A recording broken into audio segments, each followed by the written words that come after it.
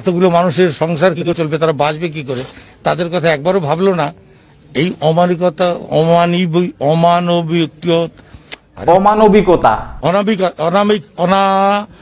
আরে চাচা, এইটা হইছে অমানবিকতা।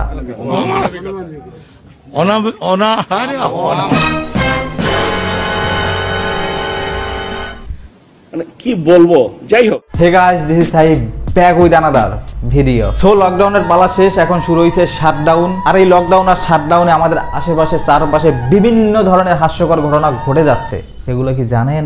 জানি না। আরে খালাম্মা, কোনো সমস্যা নাই, মুই আছি না, সব দেখাই দেবো। ওকে, করুণার আমি গুছিদা বাংলাদেশ সাইড বিয়ে পাঠাই দেবো, চায়না পাঠাই দেবো, আইতে কোন করুণা আমার কাছে। এইগুলা দেখলে মনে হয় কি জানেন, লকডাউন শুধুমাত্র বিনোদনের জন্য।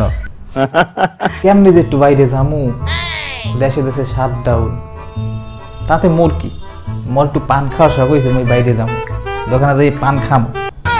ওয়েদারটা ভালো লাগতেছে, আর এর ওয়েদারের মধ্যে আমি আসছি পান খাওয়ার জন্য। তো ঠান্ডা পড়ছে, পান্ডা খাইলে একটু আবার অন্যরকম একটু ফিলিংস আসবে। কি হইছে? পান্ডা খাইলে একটু আবার অন্যরকম একটু ফিলিংস আসবে। কই কি ভাই, লকডাউন শাটডাউন আর পুরো দেশ ডাউন করলেও এইসব পাবলিকদের ডাউন করা যাবে না। সঠিক বলেছেন। তাই কঠোর লকডাউনেও বাজারে দৌড়। একজন ফোন দিয়ে বললো যে আম এরম 30 টাকা কেজি, যদি নেও তো টাকা দাও, সেটার জন্য আনতে গেছিলাম।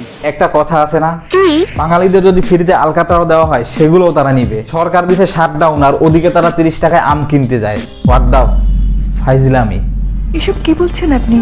আপনারা আয়া পড়ছেন, অনেক কি করবো, এটা সেভ হইলাম।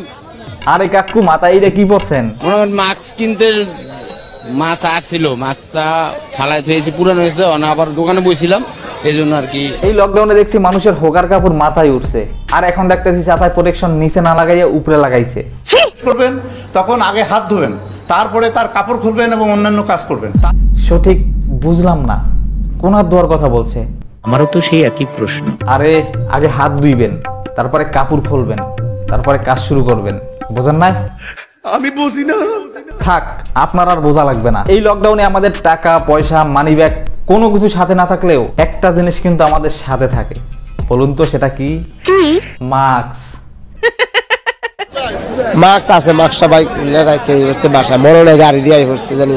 আমি যখনই ঘর থেকে বের হই তখন কিছু না নিলেও মাস্ক নিতে ভুলি না, কারণ কখন পুলিশ ধরে হোগার উপর ডান্ডার বাড়ি দেয় সেই ভয়তে। মনে হয় মাস্কটা লইতাম,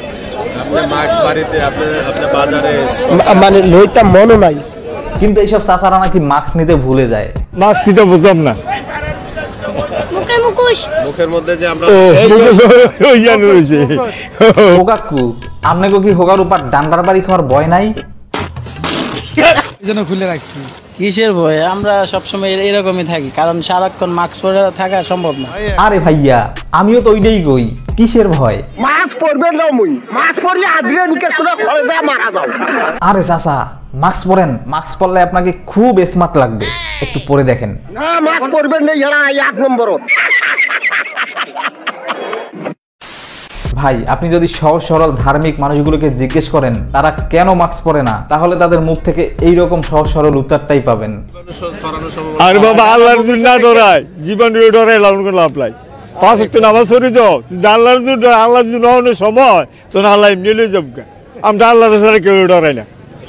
আসলে এটাই বাস্তব, আল্লাহ যখন যা চাইবেন তাই হবে, তার হুকুম ছাড়া একটা গাছের পাতাও নড়বে না। তারপরেও আমাদের সচেতন থাকতে হবে এবং স্বাস্থ্যবিধি মেনে চলাফেরা করতে হবে। ভাই ঠিক আছে। সো ভাইজান, ভিডিওতে কি লাইক করছেন? করেন মিয়া, আর চ্যানেলটা একটু সাবস্ক্রাইব করে দিয়েন। যে না। সো দেখা হচ্ছে পরবর্তী নতুন কোনো ভিডিওতে নতুন কোনো বিষয় নিয়ে। সে পর্যন্ত সবাই ভালো থাকবেন, সুস্থ থাকবেন। দিস ইজ সাইফ, আল্লাহ হাফেজ।